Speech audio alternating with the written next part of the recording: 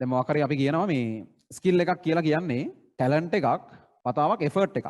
ඒ කියන්නේ ස්කිල් එක දැන් ටැලන්ට් එක කියන්නේ ඔයා උපදින් අරගෙන එන එකනේ. බෝන් ටැලන්ට් එකක් තියෙනවා හැමෝටම. අර හැමෝටම එකම විදිහට සින්දු කියන්න නටන්න කරන්න බෑනේ උපදින්. ඒ බෝන් ටැලන්ට් එක. ඔයා ඒකත් එක්ක ජීවිතේ ඒක පුහුණු කරනවනේ. ඒ ප්‍රැක්ටිස් කරනවනේ. එෆර්ට් එකක් කියන්නේ ඒක නම් මහන්සියක් දරනවා ඔයා. ඉතින් මේ දෙක එකතු කරලා ස්කිල් එකක් හැදෙන්නේ. ඉතින් ස්කිල් එක කියන්නේ අර නිකම් එන එක ඔයා පොලිෂ් කරලා ගත්තට පස්සේ එන එක ස්කිල් එක කියලා කියන්නේ. ක්‍රිකටර්ස්ලා ඉන්න උන්ට ස්කිල් එක සෝරි ටැලන්ට් එක තියෙනවා ස්කිල් එකක් නැහැ. ඒක උපදින් උන්ට ක්‍රිකට් ගහන්න පුළුවන්. හැබැයි යා ඒකත් එක්ක ඒක හරි විදිහට පාවිච්චි කරලා ඒක හරියට මැනේජ් කරලා ඒක ඔස්සේ ප්‍රැක්ටිස් කරලා නැහැ. උන්ට අන්තිමට ස්කිල් එකක් නැහැ. හැමදාම ක්‍රිකට් ගහන්න බෑ. එක දවසක් හිටපු ගමන් ගහනවා ආයි මාස දෙකකට තුනකට ගහන්නේ නැහැ. උදාහරණ මතක් වෙනවා ඇති. හිටපු ගමන් ගහනවා ආයෙ කාලයකට ගහන්නේ නැහැ. ඉතින් ගහපු කාලට උඩ ක්‍රිකට් ගහන්න පුළුවන් කියලා මිනිස්සු දන්නවා. ඒත් මෙයාක ගහන්නේ නැහැ. ඉතින් අවුරුදු මාස දෙක තුනක් එහෙම ගහන්න දෙද්දි මල පයින්නවල ළමයි. ඒ සාධාරණයි නේ. එහෙම තියෙනවනේ මැටි ගොඩක්. ඒ ස්කිල් එකක් හැදෙන්නේ. ඊළඟ ඇචීව්මන්ට් එකක් කියන එක හැදෙන්නේ. කියන්නේ මොකක් හරි අත්පත් කර ගැනීමක් ජීවිතේ වාගන්න ජයග්‍රහණයක් හැදෙන්නේ ස්කිල් එක. ඒ ස්කිල් එක ඔස්සේ එෆර්ට් එකක් දාලා මහන්සියලා ඒ ඔස්සේ. අවසානයේ මේ දෙක එකතු කරලා බැලුවොත් එකතු කරලා කියන්නේ ඇචීව්මන්ට් මේ ස්කිල් කියන එකට මේක ආදේශ කරලා බැලුවොත් ඔයාලට ඉන්නේ ඇචීව්මන්ට් කියන එක සමානයි. ටැලන්ට් එක තවක එෆර්ට් එකේ වර්ගය. ටැලන්ට් එක කියන්නේ නියතයක් එක වෙනස් කරන්න බෑ. එෆර්ට් එක වෙනස් කරන්න පුළුවන්. ඔයා වගේ දෙගුණයක් ටැලන්ටඩ් මිනිස්සෙක් ඉන්නවා කියන්නකො. එහෙම මිනිස්සු නෑ. O level වලින් A level වලට එන්නේ අර මං කියන යම් සුදුසුකම් ටිකක් සපුරන පිරිසක්නේ. ඒ පිරිස අතර IQ level එකේ ඩබල් ગેප් එකක් කීයටවත් තියෙන්නේ නෑ. ඒ කියන්නේ මේ කිසිම ළමයෙක් ලංකාවේ පළවෙනියයි ලංකාවේ A level වලින් අන්තිමයි ගත්තා තුන් දෙනෙක් ඔයත් හැකියාවේ දෙගුණයක් නෑ. අන්තිමයා වගේ දෙගුණයක බෝන් ටැලන්ට් එකක් ඉගෙන ගන්න පළවෙනියට නෑ. එහෙම ඉන්නවනම් ඌ මහා අසාමාන්‍ය චරිතයක්. එහෙම එකෙක් ඉඳි ඒ එකෙක් හිටියත් ඒක මුළු ලෝකෙම දැනගන්න ඕනේ එහෙනම්. එච්චරට ඒක ලොකු level එකක්. එහෙම අර දෙගුණයක් කියලා ගන්න නෑ. එච්චර දෙගුණයක් හැකියාව ඉගෙන ගන්න දෙගුණයක් පුළුවන් මං වගේ. එහෙම නෑ. එච්චර යන්නේ නෑ ඒක. හැබැයි මහන්සි වෙන එක නම් දෙගුණයක් කරන්න පුළුවන්. ඔයාලට තව කෙනෙක් වගේ දෙගුණයක් මහන්සි වෙන්න පුළුවන්. ඔයා දෙගුණයක් මහන්සි වුණොත් ඔයාගේ එෆර්ට් එක වර්ග වෙලාම අචීව්මන්ට් එක බලපන්නේ. හතර ගුණයක් වෙලා බලපන්නේ. ඒතර ඔයාගේ වගේ දෙගුණයක් දක්ෂ මිනිස්සෙක් ඉන්නවා කියන්නේ සාමාන්‍ය ලෝකේ අසාමාන්‍ය එකෙක් ඉන්නවා. ලංකාවේ එයාක ඉන්නේ.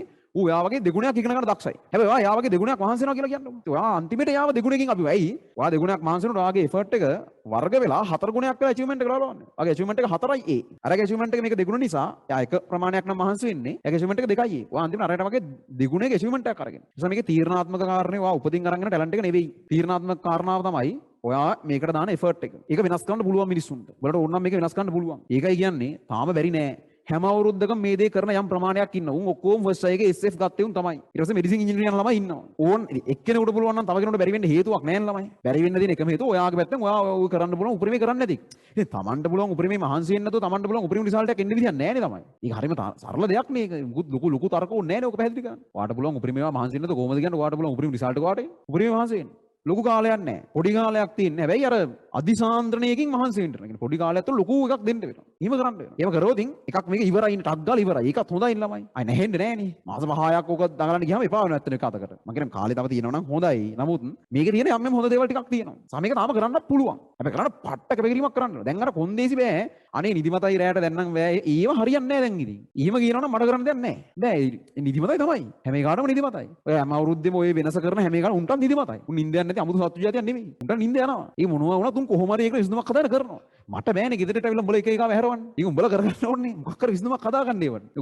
මේ ගම කමන්නේ ගම්පහනුක එකට වල. දැන් ඔන්ලයින් නේ උන්. අර බදුල් ලෙහුන් එහෙම කොහොමද හැරවන්නේ මං ඇවිල්ලා. ඔක කරන්න බැරි වැඩක්. ඒ ඉන්න මේ ඔයාලා ඒවට විසඳුම් හදාගන්න ඕන. මොන විදියෙන් හරි දවසට පැය 15ක් වැඩ කරන්න ඕන. ඒක කරන්න බැරි දෙයක් නේ පුළුවන් නේ. ඉතින් මම අදටත් ළමයි දවසට පැය 18ක් විතර වැඩ කරනවා. මේ ඊළඟ ඔක්කොම ඉවර කරලා. ඒ කැම්පස් එකේ වැඩ මේක කරන හිම මහන්සි වෙනවා. හැබැයි ඒක ගැන කවදාවත් මම පසුතැවෙන්නේ නැහැ. සහ හිමයි කියලා මට මාර මහන්සිත් නැහැ. මොකද ඇයි මේක කරන්නේ මේකෙන් හම්බෙන ප්‍රතිලාභ මොනවද සහ මම ඇවිල්ලා තියෙන ගමන ගැන මම තෘප්තිමත්. අදටත් සාමාන්‍යයෙන් සතියකට ගත්තොත් පැය 20කට වඩා නිදාගන්නේ මාර කලාතුරකින් සතියකට. ඒකට ඒ වාරේ එහෙම කියන්න හෙන වේදනාවක් නෙවෙයි මට. ඒක මම නෙවෙයි කැම්පස් එකක් එක ටියුෂන් එකක් කරන බහුතරයක් තත්ත්වය එහෙම තමයි. මේක කරන්න පුළුවන්. අපි ඒ ලෙවල් ඉවර කරලා නෙවෙයි. ඒ ලෙවල් එකත් මෙච්චර මහන්සි උන්නේ නැහැ. මේ මුලින් ඉඳන් හරියට වැඩ කරපු නිසා. දැනට සාමාන්‍ය සතියකට එකතොර පැය 25යි උඩරිම නිදා ගන්න වෙලාව. කීයව 25 නම් කියලා පයින්නේ. ඉතින් බෙදලා බලන්න දවසකට ඇවරේජ් කීයද ඉන්නේ කියලා. එහෙම තමයි හැටි. මේ වැඩ කරන්න පුළුවන් වයසක ඔයගොල්ලෝ අපි ඉන්නේ. ඊ වගේ වයසක එහෙම කරන්න වෙනවා. මෙහෙම හැබැයි. අපිට හැබැයි තව ලේසිලා. මොකද මේ පාඩම් කරනවා කියන එක ඒක මේ මානසික ක්‍රියාවලියක් වගේ එකක් නේ. ඇඟේ පතේ හයියට වැඩ කරන්න බෑ.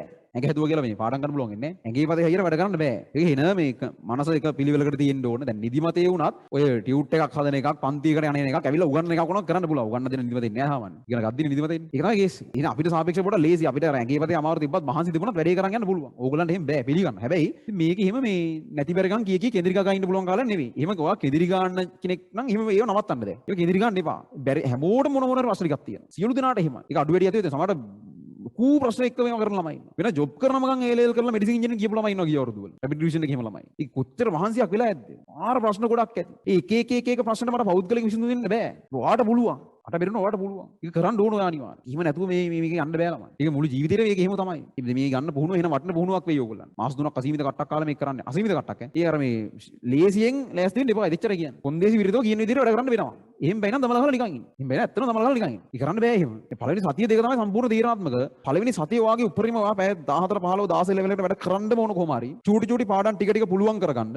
බන්ධන පාඩම රැපිඩ් රිවිෂන් එක 73 ඉවර වෙනවා. ආවර්ති විචලන කොටස එක සතියකින් ඉවර වෙනවා. එහෙම පුළුවන් කරාට පස්සේ පාඩමක් මම මගේ පැත්තෙන් කරලා දුන්නාට පස්සේ පාස් පේපර්ස් ටික අනම්මනම් මම හෝම්වර්ක් ටික දීපු ගමන් පට කාලා කරගෙන යන්න. ඒ පාඩම පුළුවන් කරගන්න. ඒතර ඔයාට අම්මට දෙන ඉස්සර බැරි වෙච්ච පාඩම මෙන්න දැන් පුළුවන් නේ කියලා පොඩි එකක් එයි. ඊට පස්සේ ඔයා තව පාඩම් වලට ඇප්ලයි කරන්න පුරුදු වෙනවා. අර ළමයි හරියන්න ගත්තාම මම කියන්නේ අර එක තැනක හරියනවා ඊට දිගටම හරියනවා කියන්නේ ඒ කියන්නේ මෙහෙමයි. ඒක තේරුම ඉස්සරහට කිසිම තැනක් වරදින්නේ නැහැ නෙවෙයි. අපිටත් කෙලවෙන තැන් තියෙනවා. හැබැයි ඔයාලට වැරදිලා හරි ගස්ස ගත්තාම ඔයා ඒක කරන විදිය තේරුම් ගන්නවා. ඔයා ඒකට ඇබ්බැහි වෙනවා ඇත්තට. ඒ තමන්ට බැරි වෙච්ච දෙයක් පස්සේ කාලෙක පුළුවන් වුණා මේක මාරයි. ඒ හින්දා චූටි පාඩම් වල ඉලෙක්ට්‍රෝ කෙමිස්ට්‍රි තාම ටෙලිග්‍රෑම් channel එකේ සම්පූර්ණ මුල සිට අග දක්වා සියලු ඉලෙක්ට්‍රෝ කෙමිස්ට්‍රි ටික තියෙනවා. දැන් ටිකක් රැපිඩ් රිවිෂන් ඔන්ලයින් පන්තිය පටන් ගන්න ටිකක් ප්‍රමාද වුණා රිසර්ච් 29 දැන් සතියක් විතර ගිහිල්ලා තියෙනවා. ඔය සතිය තුළ උමනාව තියෙනකොට ඕනනම් ඉලෙක්ට්‍රෝ කෙමිස්ට්‍රි ටික ඔක්කොම බලලා ඉවර කරන්න තිබ්බා. තව ගණන් හදන දවසක් අපි දා ගන්න ඕන කොයිලා කර එක දාගෙන කරමු. ඒ කියන්නේ සියලු සිද්ධාන්ත ටික කව කරලා ඉවරයි. හදා ගන්න තිබ්බ අනිවාර්යෙන් කරගන්න තිබ්බා. ටියුට්ද ඔක්කොම ටිකේ ටෙලිග්‍රෑම් channel එකේ පිළිවෙලකට දාලා තියෙනවා. සම්පූර්ණ නොමිලේම මදිව. ඕනේකට බලලා තේරුම් ගන්න පුළුවන්. අනිත් එක ඉලෙක්ට්‍රෝ වලට පළවෙනි පාඩම් මුකුත් ඕන්නෙත් නැහැ. අනිත් දැන් ඒ වගේ තැන් වල තියෙන චූටි පාඩම් ටිකක් මුලින් පුළුවන් කරගන්න. එහෙම පුළුවන් වෙනකොට ඔයාලට තේරෙන්න ගන්නවා අම්මට සිරි මටත් බැරි නෑ මටත් පුළුවන් වෙනවනේ කියලා. ඒතකොට ඔයා දිගට හරහාට අනිත් පාඩම් ඔක්කොම පුළුවන් කරගෙන යනවා. එහෙමයි මේක වෙන්න ඕනේ.